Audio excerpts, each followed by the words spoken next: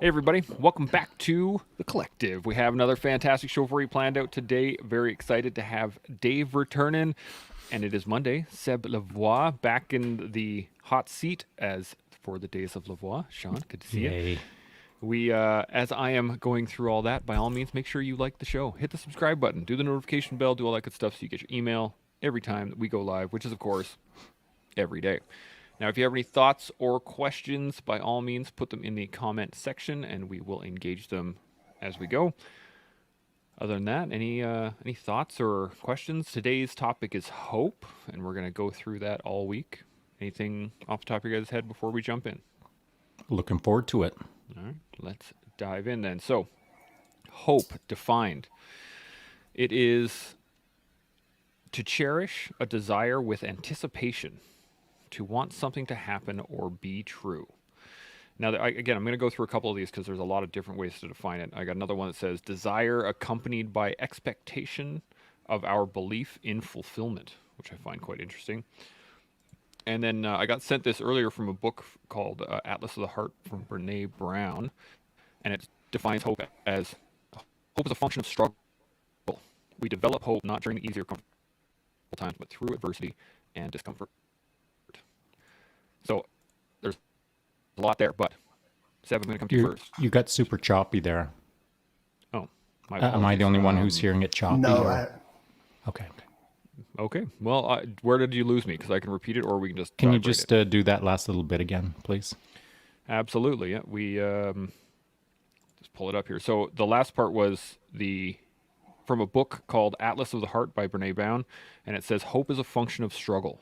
We develop hope not during the easy or comfortable times, but through adversity and discomfort. Thanks. I think is an interesting way to look at it as well. Seb, what are your thoughts initially on what is hope to you? right on a grenade. Congratulations. The days of Lavoie. It's all you, man. Sure. Mom, is that you?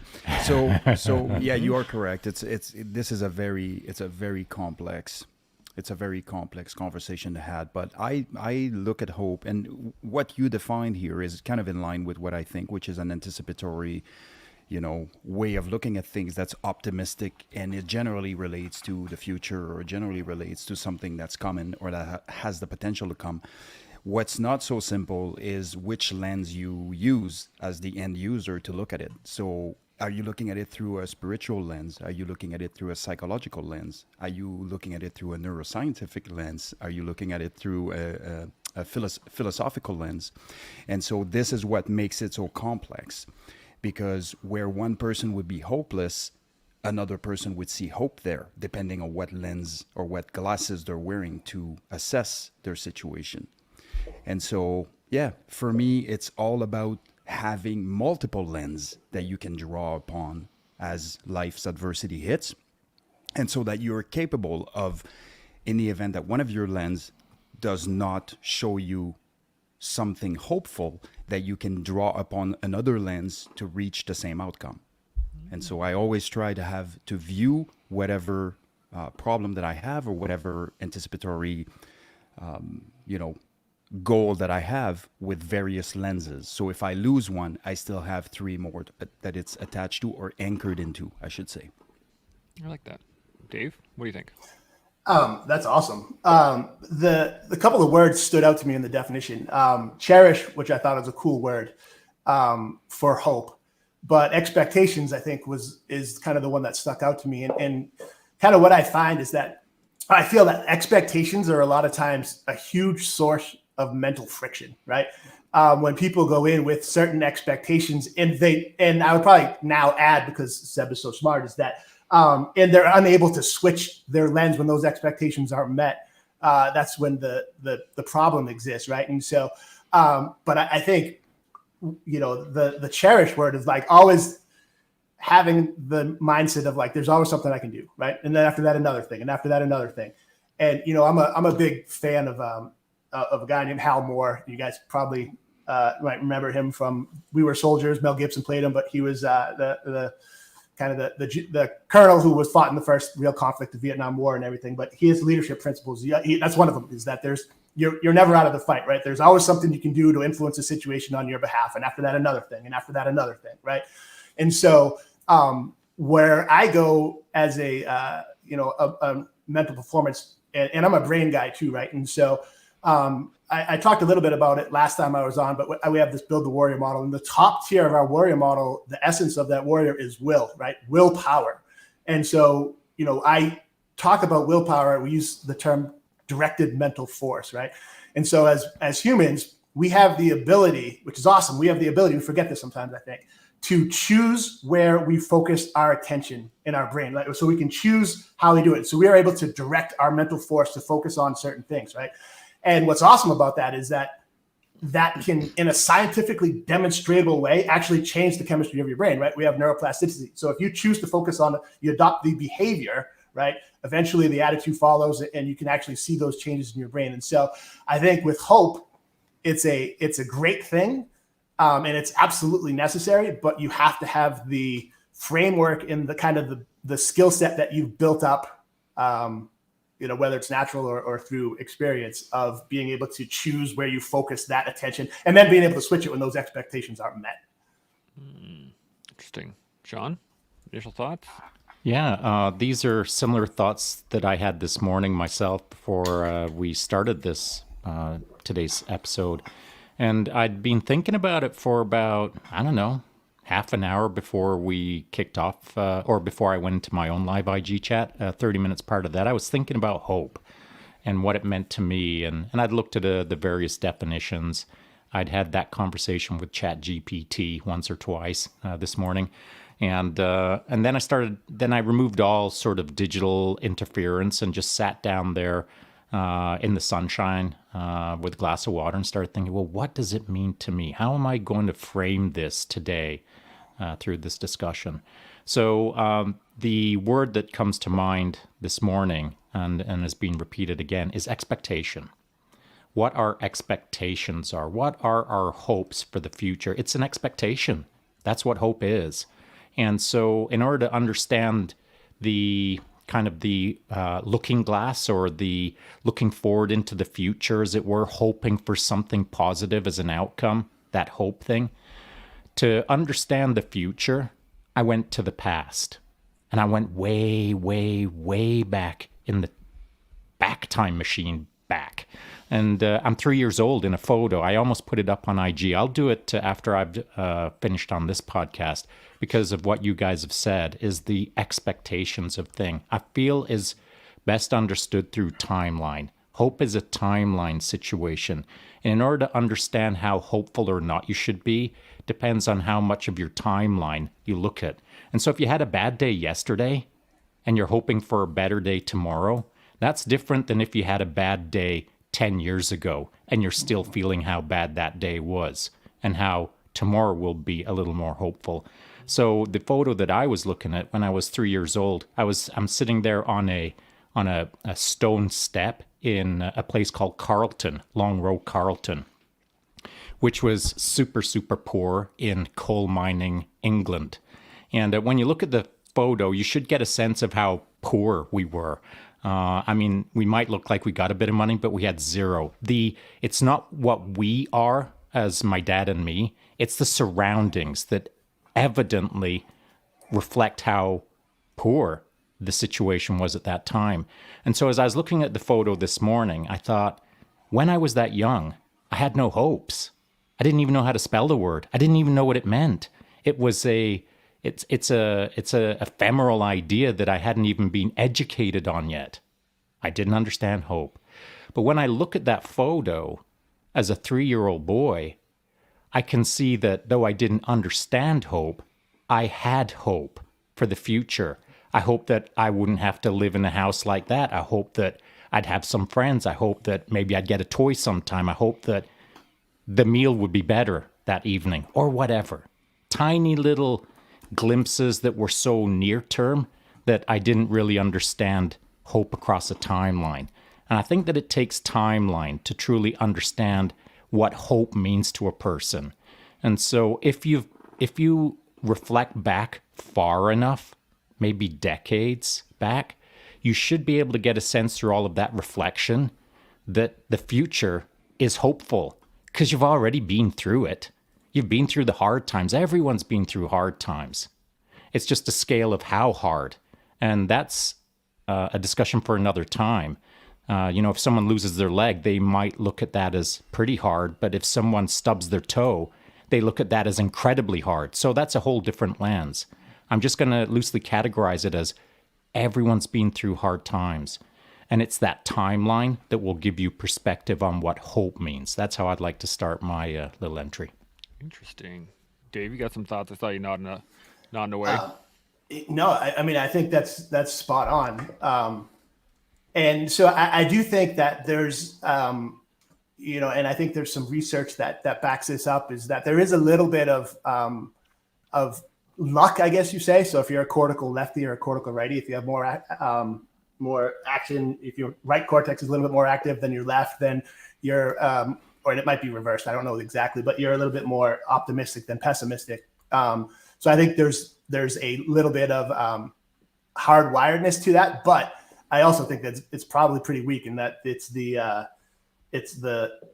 your history is kind of the nurture, and what you came up in is really where it comes. So I mean, that's 100%. Seb, what do you got? Yeah, I mean, I find this very fascinating as well, just as Dave is mentioning here, because you have a baseline that says that from a neuroscience standpoint or from a psychology standpoint, you have X, Y, and Z, but this doesn't take into account the totality of the circumstances surrounding the person that you have in front of you. So it can be misleading, right, in that sense. And so there may be some predisposition, but that's not to say that those things, I mean, maybe I was predisposed to do a million other things and I didn't, right? Like, and so I think what Dave was mentioning earlier, as far as having it anchored in action-oriented task, having your hope. If my hopes are that somebody will bail me out of my situation, good luck with that. But if I have hope that if I put the work in and if I do the right things, that things will eventually, present themselves in a meaningful way, then it brings the onus back on me, and I'm not waiting on the external world to fix my problems, so to speak. Sean, you got anything to add?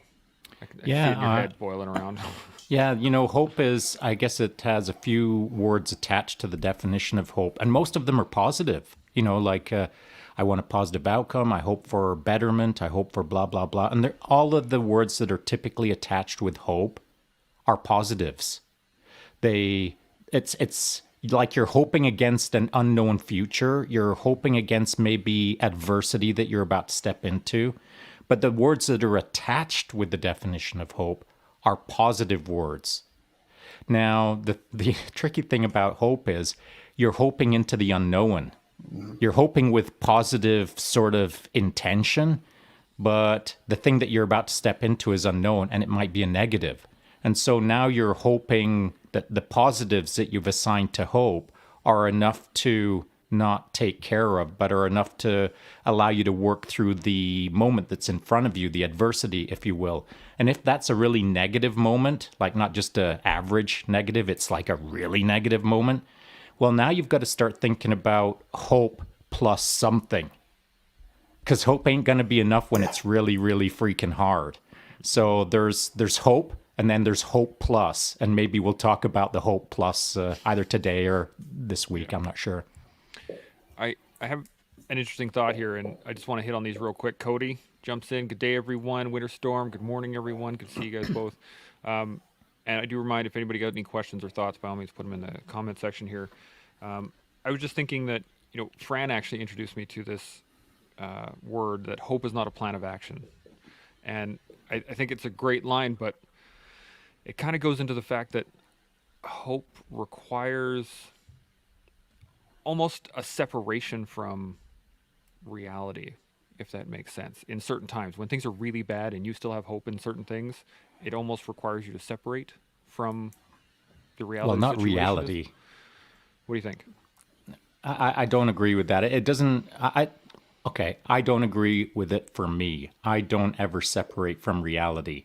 We're all in reality. What I might separate is, wow, this is all a bit much. I hope it starts getting a bit better. That's a hopeful thought. Thought is, again, just, it signals in our brains. But action, hope is a thought. Action reinforces the thought. And so I can turn hope into action, or I can separate myself from the reality of it and hope that reality fixes itself. Well, I don't subscribe to that. I subscribe to hope plus, whatever the plus part is. And I'm always in reality. I'm always facing the realness of the moment.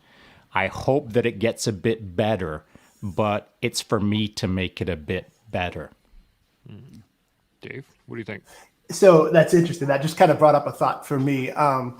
And I think, and Sean, it was when you said for you, right? For you, not separating the reality. And so, I used to have this conversation with young leaders, team leaders a lot. And so, because they'd be like, well, what happens if I find myself in a situation where I think that our ability to be successful is very, very small, but I have to go back and impart to my team the confidence, right? So for example, let's go back to 2006 in Fallujah, right? And so I'm a young Marine corporal, Lance Corporal team leader, and I have to, I go to the head shed and they're telling me we got to clear this block, right? And I know it's a bad scene, right? People have been wrecked, and I know we're probably going to get wrecked, right? So now I have to go back to my team, and how do I do that, right? So I would say your job, you're not their psychologist, right? So your job is to give them a realistic assessment of the challenge, right? But maybe either unrealistic or stretched reality assessment of our ability to handle it, right? So, hey guys, we got to go clear this block. I know people it's been rough, and it's going to be rough for us. We're going to get bloody. We're going to get beat up, but every one of us is going to come back and we're going to do some damage, because we're that good, right? Now, whether I believe that 100% or not, that doesn't matter, right? I don't have to tell them the truth or the absolute truth that I think, right? Because honestly, I don't know. And so, I have to keep that hope as well, but to keep those doubts out. Does that make sense? I'm totally good with that. Tracking, yeah. 100%. Have you got any thoughts on that? Yeah, I mean, that's an incredible way to do it. And I think to a certain extent, if that relationship was built with the team and the team leader, and there's trust there, I know how it can be a very strong dilemma for the leader, because you are essentially, these guys are trusting me, and regardless of what I say, they will probably jump on board. So it's important to have that realistic conversation. You can't be sugarcoating it, saying, yeah, we're going to fly through this, because that would actually it would do the other way around. You now breach their trust potentially for the first time, and next time you say something, they will be questioning that. And so I think that's a really, really important, leadership lesson here. But you'd be surprised how a situation can be dire and great leaders can get everybody on board. Even if the situation seems to be, it's been done countless times in history. Just think about Alexander the Great, for example, with some of his troops, and there's 200 of us, there's 10,000 of them, and here we are at the end of it, running after the last 2,000 that are running away, kind of thing. And so it's been done in history. But I really like what Sean said about operationalizing your hope. Do not sit there with hope. How do you manifest your hope? Well, that's taking actions and doing things that you need to be doing, so that there is, hope is the outcome, but it's not, something that you're waiting for. Yeah, it's a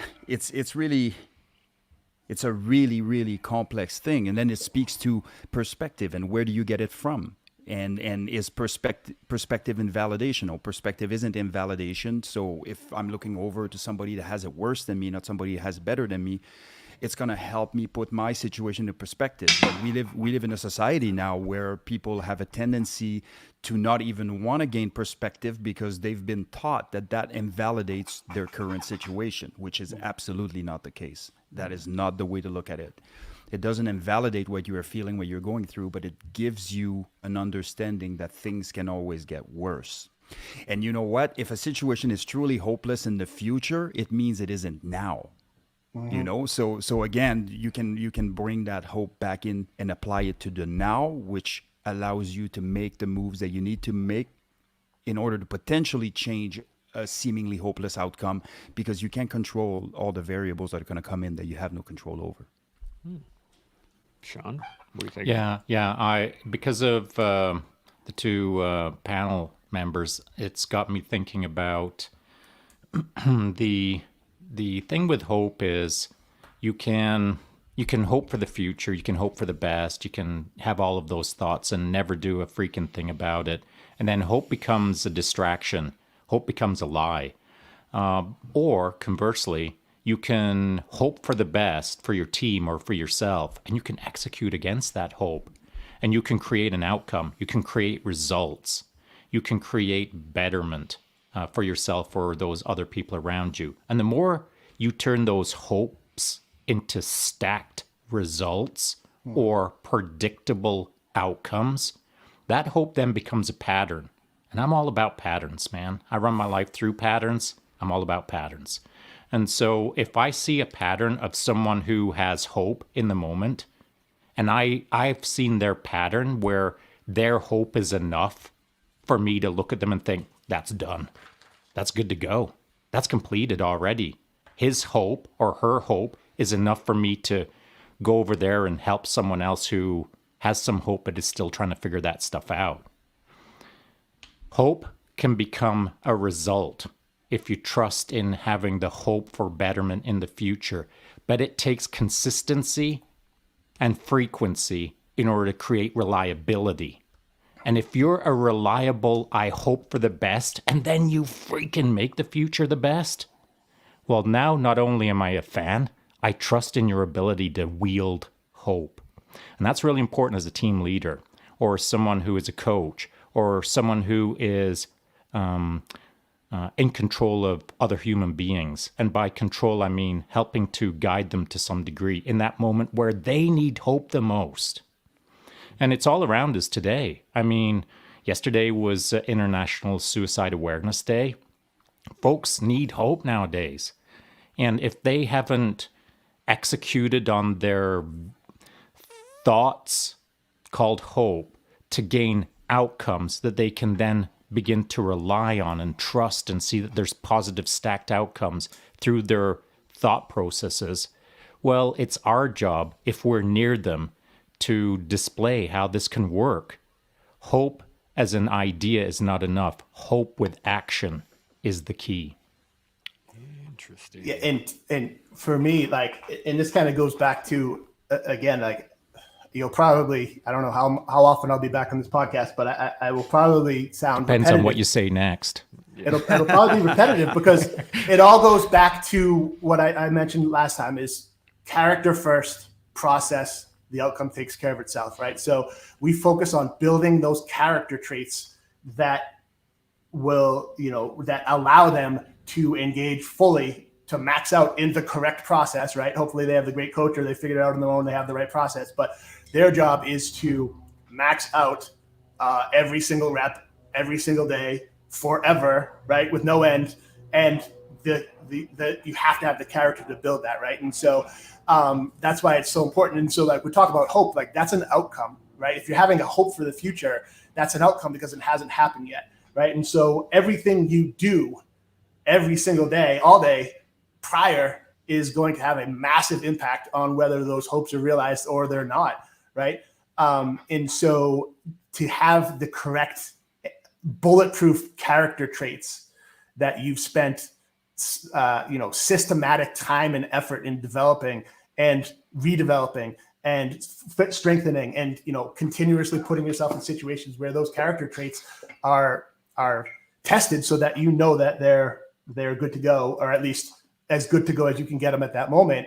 Then when that stuff happens, you follow the process and the outcome is going to take care of itself, right? And probably more often than not, the hopes you have, if you're really, really doing the work with the right character traits, are going to be more likely to be realized than not. And if not, then, you at least you have the mental fortitude and toughness and all that stuff to adapt and overcome whatever that might be. So I do have a question. Because I love this. Now we're getting into some real meat and potatoes, as far as I'm concerned. So I agree that the character traits are what sets a person up for the rest of their life, and the process will help guide them through those successes. However, if someone doesn't have strong enough character traits or not as well defined traits, or they're still a work in progress. Well, we all are, but I mean, like, as very young men, perhaps I certainly was a very much a wild work in progress. But I had my character traits already in place to some degree.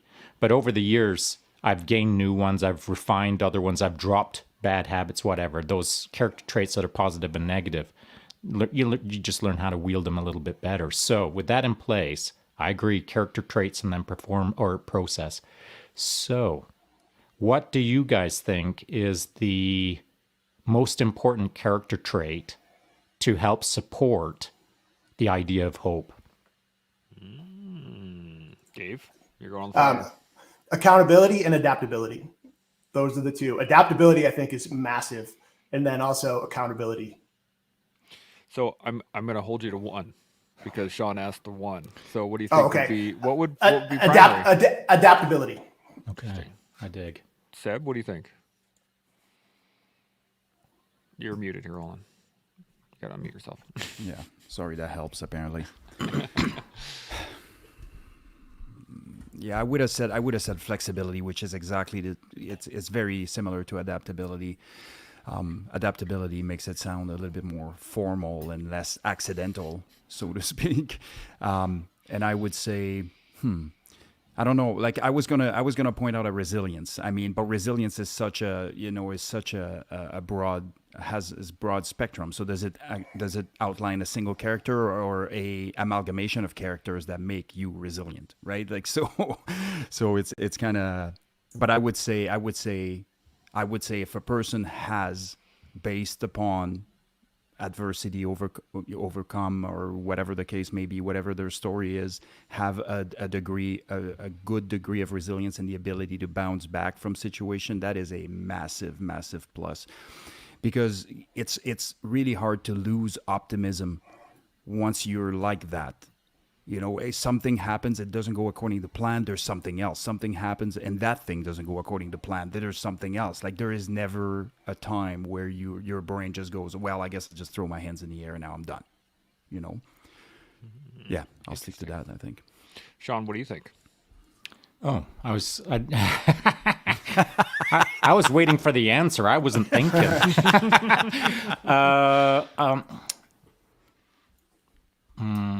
Stubbornness. That's the trait for me, and I'm sure there's many other words that could reference, but I've said it all my life. I've just stubborned my way through life, and one of the things about hope is I don't hope too much because I'm so freaking stubborn. It doesn't matter what's happening when I lock my crosshairs on something, and it's so important to me that I'm gonna punch a hole through it. That hole is now done. Because I'm stubborn. And it doesn't matter what. You can put all the demons in hell in front of me.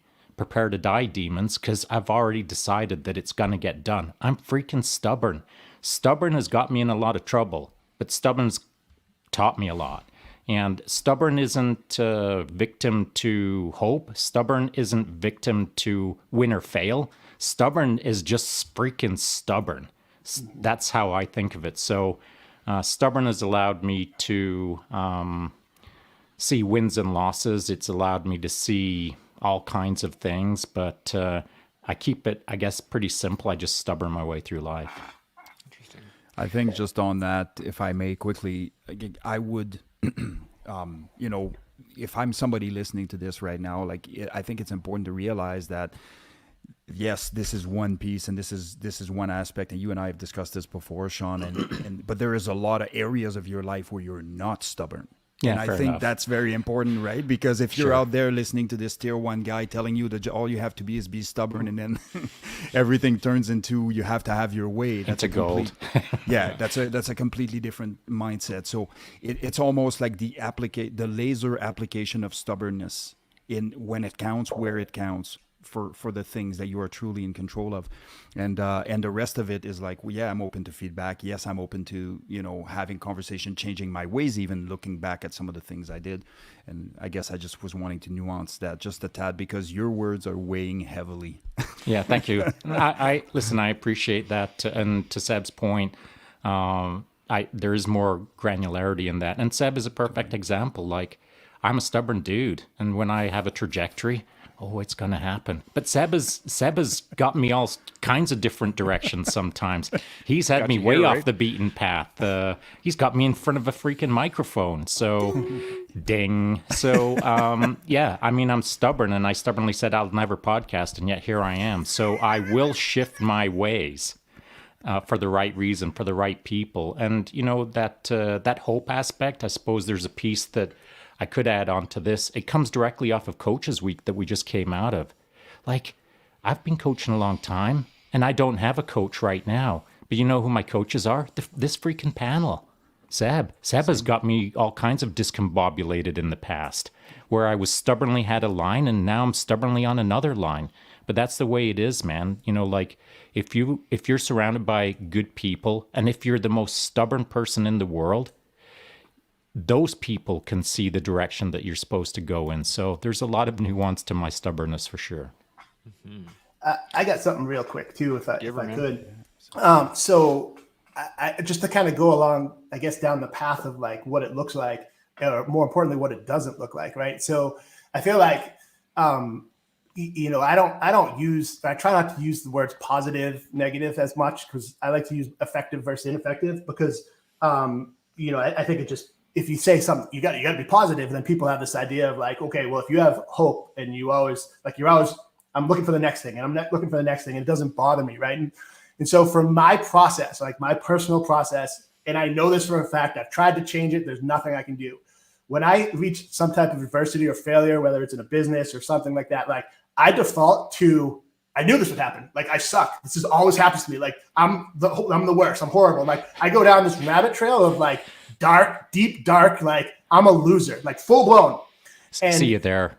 yeah, I'll see you there. And I don't, and I know like this lasts for till the next day. Like, I know there's nothing I can do. So I don't even try to fight it anymore. My wife knows it. Like, she doesn't say, hey, you know, you're gonna be fine. She's like, yep, you're a loser. Like, and I'm a baby. I'm a full blown crybaby. But I know for a fact, even in my crybaby phase, I'm gonna wake up tomorrow and I'm gonna be not a baby anymore. I'm gonna be very, very driven, focused. I'm gonna turn that into, you know, what Billy Matt, I'm sorry, what Bobby Boucher from the Waterboy would call tackle fuel, right? Like, I'm going to use that. That's going to be my tackling fuel, and I'm going to crush whatever it is whatever that adversity happened. But I look like, if you saw me that day, like, you'd be like, who's this baby? Like, so You wouldn't be allowed back on the collective, that's for sure. that's right. That's exactly right. You know, it's interesting. Sorry, go ahead. That's it. I'm still on the collective, and I've said publicly that the first year for me in any new endeavor is hellacious. Like, every single day I'm in it, my imposter syndrome is at maximum velocity. I'm hating on what I'm doing. I'm hating the mistakes I make. I'm a loser. I suck. But I'll stubborn my way through it. I just know that first year for me is so freaking hard until and it's not like 364 days and then magically the next day it's like, oh yeah, phew, I'm out of it. But it's approximately a year for me in any new endeavor where I'm so hard on myself. And I don't hope that I get better. I know I'll get better because I've just been in this process too many times. I'll stubborn my way through the first year of anything with the knowledge of the process is going to get me to where I need to be in approximately a year. Then I'm going to feel a little bit better. I don't have the weight on my shoulders. I can see clarity. I know generally how it's going to look 9 years from now. But that first year is hard, and I call myself all the names. So my wife doesn't need to call me a loser. It's on constant send to some degree. Yeah. I had a thought, actually, just based on your question there, Sean, was the fact that you asked, you know, what character trait would align with hope the most. And I was thinking about the people who I look back at as the most hopeful, I guess, in terms of who they are versus how they think. And those people are usually the hardest workers. And so, like, I was thinking work ethic initially in terms of the actual ability to just keep going and the people that are the most hopeful usually just, when things go wrong, they're like, okay, and then they just get back to work, and then they just carry on from there. So I think that has at least something to do with it. But now I have some comments here and another question. But any other thoughts on that trajectory where we're going? Good to go. Okay. So Winterstorm jumps on here and he asks, hope makes it seem like you have no control or input into a situation, and that's a, I don't know. What do you guys think on that? Seb, what do you think? Well, that's semantics, right? Like we can argue semantics all day. It all depends on how you apply it, how you weaponize the word.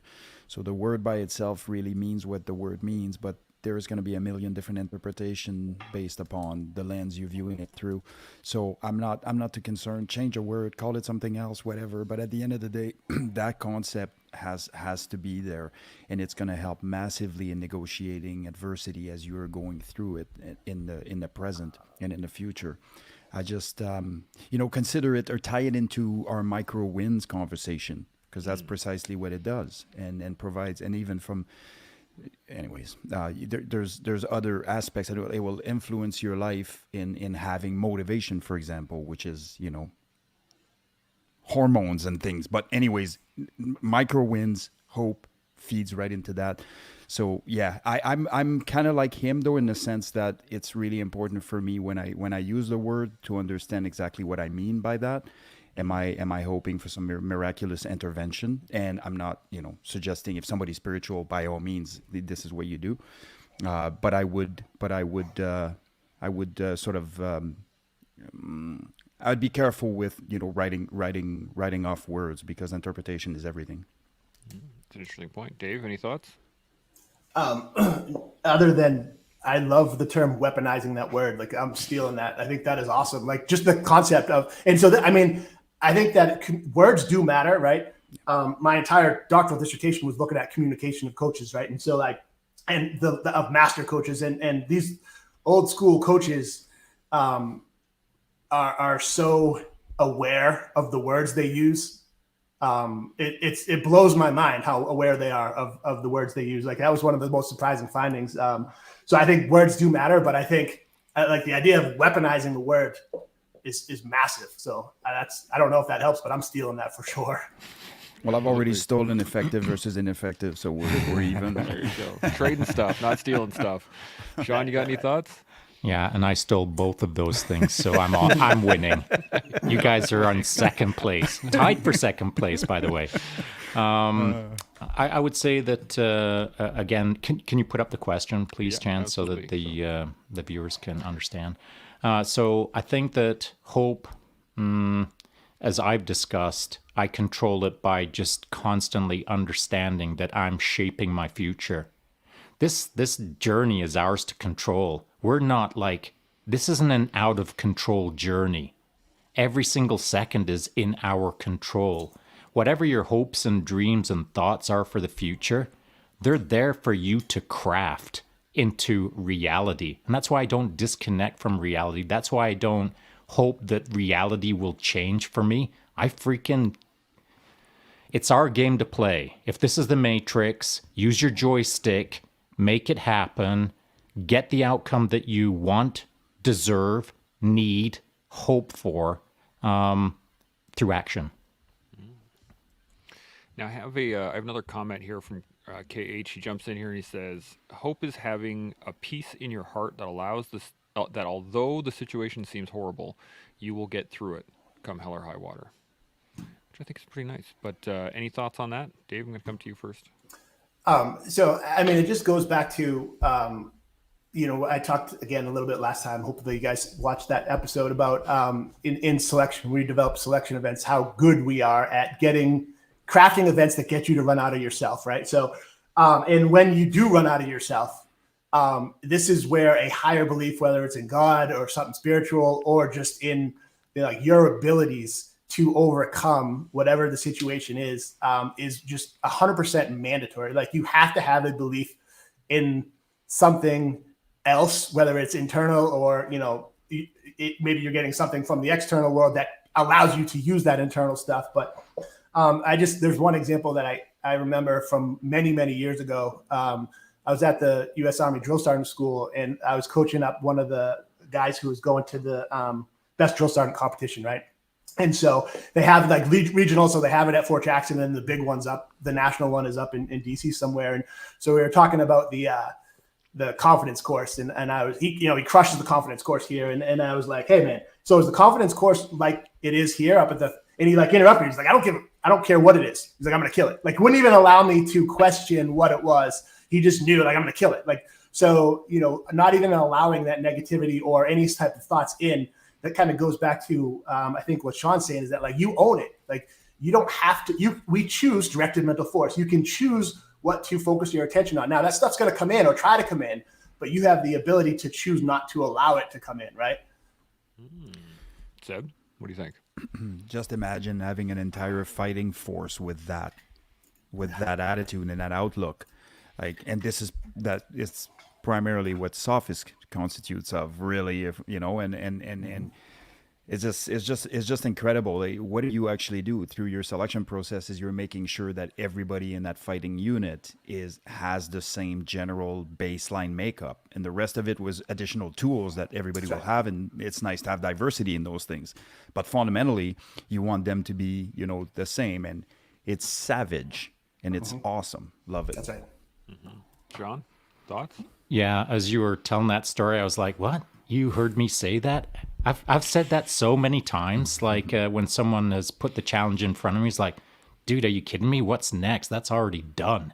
And so it does take a certain mindset for sure. And I think maybe what I got from what you were just saying is the nuance of hope versus action versus it's already done. And so if someone says, next week is going to be so freaking insanely hard, we'll barely survive it.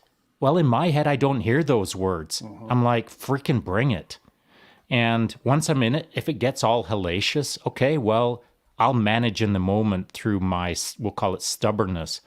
But what I do find interesting is stubbornness, just for myself, can only take me so far. But then when I got a guy on my left and right who's also got his traits, his character traits that allow him to say exactly that. What? It's only a week's worth of problems? Freaking bring it. Well, now I'm encouraged by me knowing that I don't have to hope too much. I don't have to get all dreaming McDreamy on the future. I know that right now, in real time, we're freaking making it happen. The hope kind of gets stripped out of the equation, because we all face adversity in the moment. It's what we do to make the future outcome a real outcome. And with the right people around you, there's no real negative thoughts. It's all positive actions. Even though things are going chaotically sideways, it's positive forward momentum. And so I really liked what you said, buddy, when you were talking about old coaches and their choice of language. You did your dissertation on this kind of communication style to some degree. Well, one of the reasons that when we were putting the collective together, one of my hopes was, pun intended, was to be able to communicate better. I just saw that there was a gap out there. I've got friends who are smarter than me. I've got friends who can talk better than I can. And through those friends, they'll hold me to a higher level of accountability. And now, every day over here, we're holding the communication style to a higher level. We are talking in a way that is, I feel, a little more old school thoughtful, or a little bit more wisdom driven, or a little bit more words matter. And so throughout this entire conversation so far, because we're talking about the nuance of words or the careful application of words, I'm already doubling my efforts to choose the right words as I explain this. Words are powerful. And so, Chance, could you put up that comment by KH for a sec? Absolutely. Because as I read that, and I'm not throwing KH under the bus, I'm using it as an example, that I read that sentence and I read negativity. Not that he's a negative person, I'm not saying that, but it's proposed as it's horrible and you'll get through this come hell or high water, no matter how bad it gets. And so it's all negative laced to some degree. But you can flip that script, and I don't want to get all new agey. I'm not like unicorns and rose petals. I'm not a live, laugh, love kind of guy. But what I am is a guy who reads that sentence and I get a vibe. I get a feeling. And the feeling that I get when I read that is like, I'd like to change some of those words. I'd like to change them in a way that more positively influences somebody's mind so that their hope connected to reality is then going to unfold in a more organic or a less cognitive dissonance way. So I would change that sentence if I was writing it. I'm not saying that KH has or he did anything wrong. It's just that words matter and words give a vibe. You pick up on the vibe just as I picked up on that vibe, and I would change it. There you go. Dave, what do you think? Yes. Yeah, no, I mean, I 100% agree with what Sean said. I mean, words matter. I got nothing else. There you go. Seb, any thoughts on it? Ambushed yet again. Yes. I'm very good at that. Try to grab a swig. Yeah, I couldn't agree more. And if you look at the Wazoo systems that are based in reality, like cognitive behavioral therapy, those types of things, and even Dr. Joseph Murphy back in the days in the 70s in a book called The Power of the Subconscious Mind was already talking about some of the programming exercises that can be done. And people were like, okay, so I'm taking this and I'm running with this. It's like, wait, it's not so simple. Like what you say is can hardwire certain things that you don't want. So it's important that you understand how it needs to be done, not just I can just put a bunch of positive words together and it seems as though, or seemingly positive words in this case, and kind of get through it. So it's really important to understand that.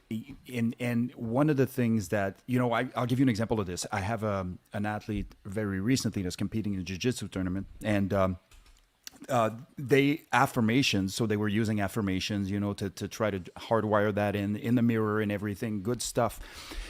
But it said something about, I'm going to win, I'm going to this, I'm going to that, and this the whole thing was about essentially winning, being on the podium, all this stuff. But it didn't speak to how am I going to react when I'm lactic loaded and my arms are 200 pounds? How am I going to react once I'm facing severe adversity and a 235 pounder is on my side control? How am I going to? And so right now what you are controlling or what you are trying to get into your brain is that the outcome is necessarily going to be what you want it to be when you need to focus on the small steps to get to where you want it to be so that you can get that outcome. You're doing it wrong. Like you're placing the outcome first kind of thing. So we recrafted that and we said, I don't care what happens. Like that's not up to you. It's not up to me. Injuries happen. People that are 10 times better than you can show up. Like you don't know. You don't control those external factors. But here's what you can control. And these specific little things. So now going back to the mirror, reaffirming, doing the reaffirmation every day with reasonable expectations and reasonable input to get the return that you want. Critically important. Mm-hmm. I'm getting the sense that hope is kind of like a multi-tool. And it's the reason I'm thinking like that is that it's not a multi-tool isn't a saw, and it's not a screwdriver, and it's not a pliers, and it's not a particular thing, but it is useful in basically any situation. And it allows you to adapt and change. And again, it's not the end all be all. It's not going to fix all the solutions, but it can help in basically every solution. What do you guys think? Am I on base there? A little bit off? What do you think, Sean? I think I think hope is more like a dull butter knife if you've never thought about it. You know what I mean? Yeah. Like it's never going to be a multi-tool until you listen to conversations like this. Already, myself, as I've sat in this conversation, I've started designing a new tool in that multi-tool. It kind of looks like a corkscrew, like a wine bottle cork remover, but it's a bit different. So I think a multi-tool eventuality is possible, but I think everyone starts off with a really, really dull butter knife in respect to hope. It's like that old school Swiss Army knife with just the one knife that's just completely dull. Now I have another comment here, unless you guys got some further thoughts on the previous one. If we're gonna seal up this, I'd also like to add, and I can't quote it, I would misquote it, but I do know that the late, great Bruce Lee had some thoughts on the power of words. And if you don't want to listen, I've never listened to, what's her name, Brené Brown? I know people have recommended her to me, but I've never read any of her stuff or seen any of her stuff. But I do like Bruce Lee. So you can find someone out there. There's someone out there for everyone that will help you understand your worldview framework in a way that works for you. And I think that's real key. You got to align yourself with people who talk your language. And Brené Brown, maybe she talks my language, but I've never listened to it. But freaking Bruce Lee does. So there's someone out there for everyone. Indeed. Indeed, there is. Any other thoughts on any of that? Okay. So I got a comment here from Octavian Focused. He says, hoping, a good outcome is still possible is complementary with trusting the process to get that outcome. A big theme on this potty. If you give up, that's the end of the game. What do you guys think? Can you use those in the same context? So can I go? What do you think? Yeah, man. So one of my nail on chalkboards word things is trust the process. And yet I do find myself trying to find ways to use it in a way that is meaningful as opposed to a catchphrase, right? Because it's very hard to find the right process. It's probably even harder to find somebody who can give you the right process, right? To find the coach who has figured out the process. And so I think it's extremely important once you get the process that you're all in. But so, it's conservative strategy, cocky swing, right? So, once you decide that this aspect of the process is good, I'm all in. I'm going to 100% dedicate myself to that process. But I just the idea of trusting blindly the process, it bothers me for some reason, and I don't know. It bothers me as well. And every time I say it, it bothers me. Same with me. Years and years of nails down a blackboard trying to explain what trust the process means.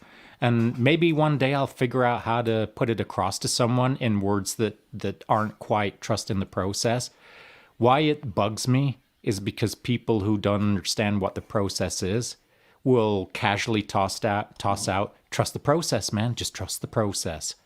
It's become so universally thrown out as a casual glib statement that it's powerless now almost. And so, yeah, I hear you.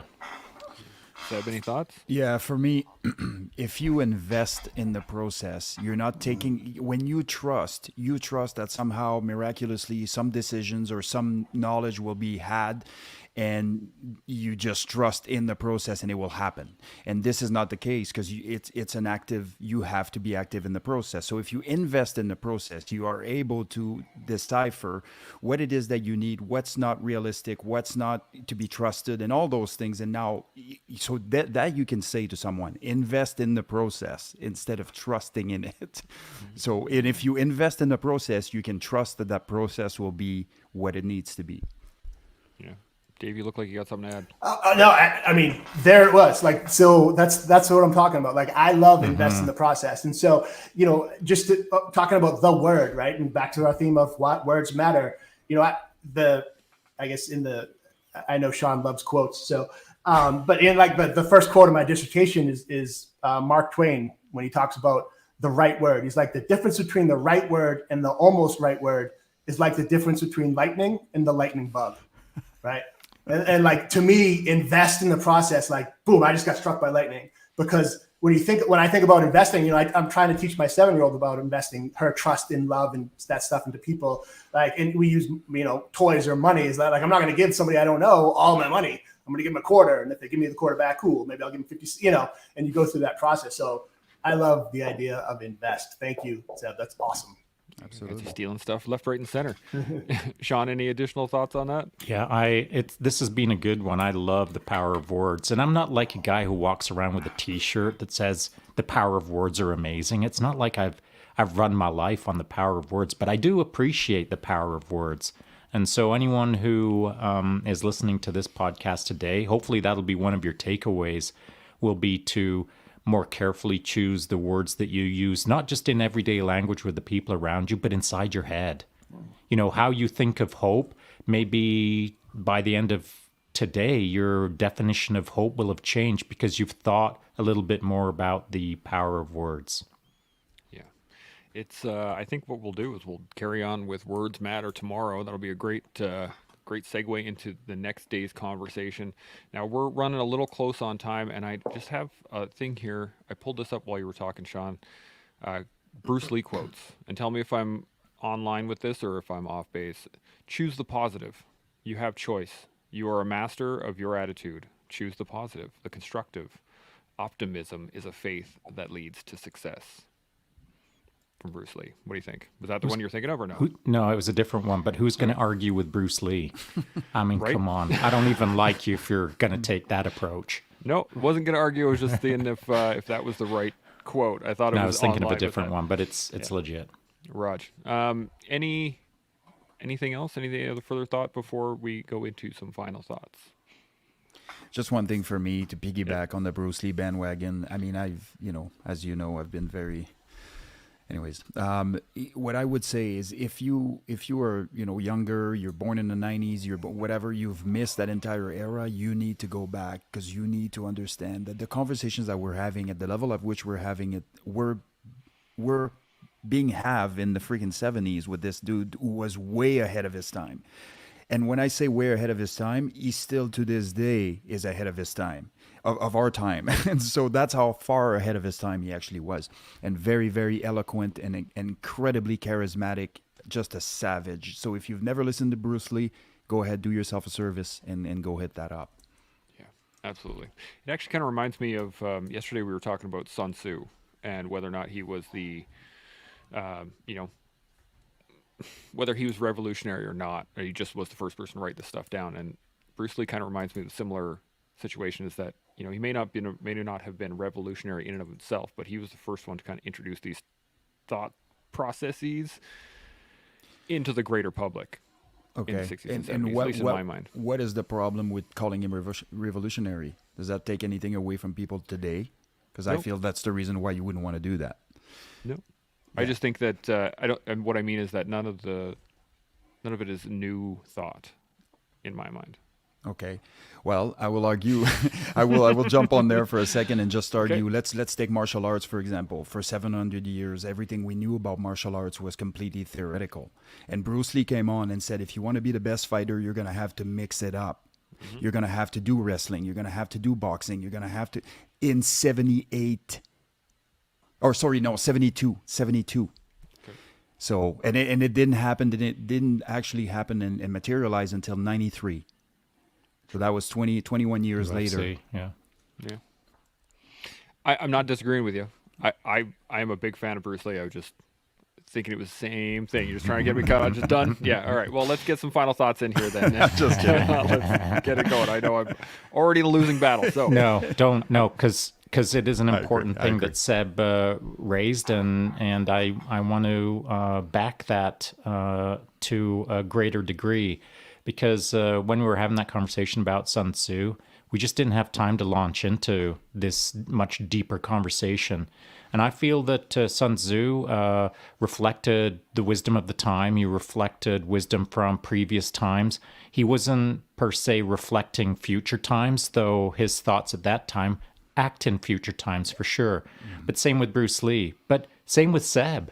If Seb writes something good, it's the same to me as Sun Tzu or Bruce Lee. It doesn't mean that he's got to fly through the air doing a sidekick.